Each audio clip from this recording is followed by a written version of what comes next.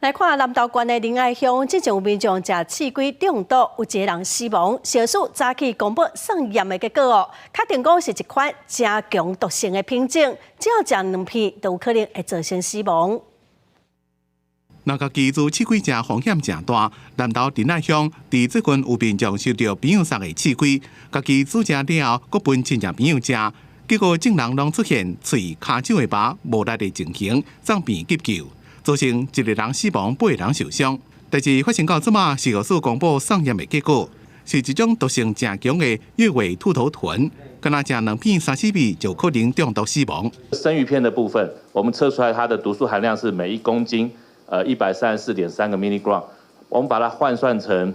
ppm 的话，就大概是134个 ppm。那我们有去量测，就是从卫生局送来这些生鱼片，它的鱼肉每一片鱼肉重大概就是在10克左右。 刺龟的毒素是神经毒素，强度差不多是氰化钠的1000倍以上。就算是搁煮过，也无法度破坏毒素，而且无解毒剂。月尾兔头豚伫台湾市周边的海域拢会当看到，伊的尾雕是生月形，毋过毋是每一只拢有这种特征，要分辨较困难，所以容易无顺利食到中毒。 那它大概体长可以到40-50公分，所以看起来也是蛮肥美的一种鱼，所以要在这边特别提醒，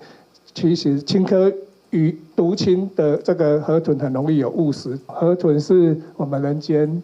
最接近天堂的食物了哈，所以我也担心不小心就吃了几口就上了天堂。市药署统计，伫台湾最近10几年来，总共有4例刺龟中毒的案件，有17个人送病院，1个人死亡。 伫日本虽然有针对料理刺龟采取认证科学的制度，不过10年来依然有上百件的中毒案件。虽然国内即马是较保留，目前上安全的方法就是餐厅卖卖，民众卖食。